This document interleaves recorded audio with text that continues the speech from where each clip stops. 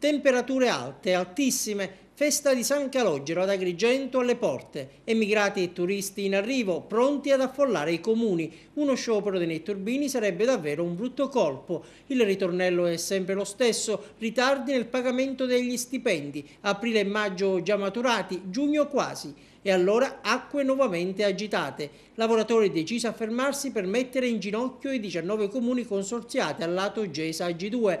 Ma proprio oggi qualcosa comincia a muoversi concretamente, come assicura il commissario liquidatore dell'ambito territoriale Teresa Restivo. Che oggi dovrebbero andare in banca delle disposizioni di pagamento per consentire alle ditte di pagare una mensilità. Siamo anche in ritardo perché la Regione aveva promesso di corrispondere circa il 15% dei 100 milioni che sta distribuendo ai vari ATO, e anche la Regione è in ritardo. La lotta all'evasione, così come quella all'elusione, è stata la principale battaglia portata avanti in questi ultimi anni dalla gestione commissariale e la battaglia andrà avanti.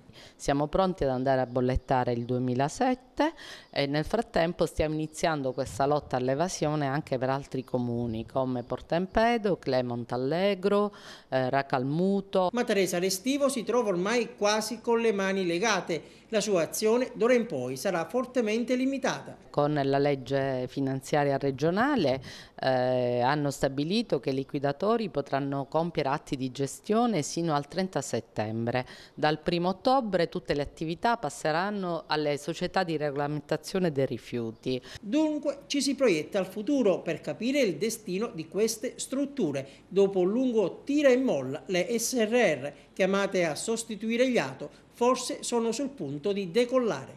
Ad un convegno a cui ho partecipato ho appreso che presto verranno commissariati quei comuni che non hanno ancora approvato in Consiglio Comunale lo schema di statuto, perché se non fossero approvati questi schemi di statuto è chiaro che non potrà nascere questa nuova società di regolamentazione dei rifiuti. La GESA sarà unita alla DEDA all'ambiente e diventerà un'unica società di regolamentazione dei rifiuti.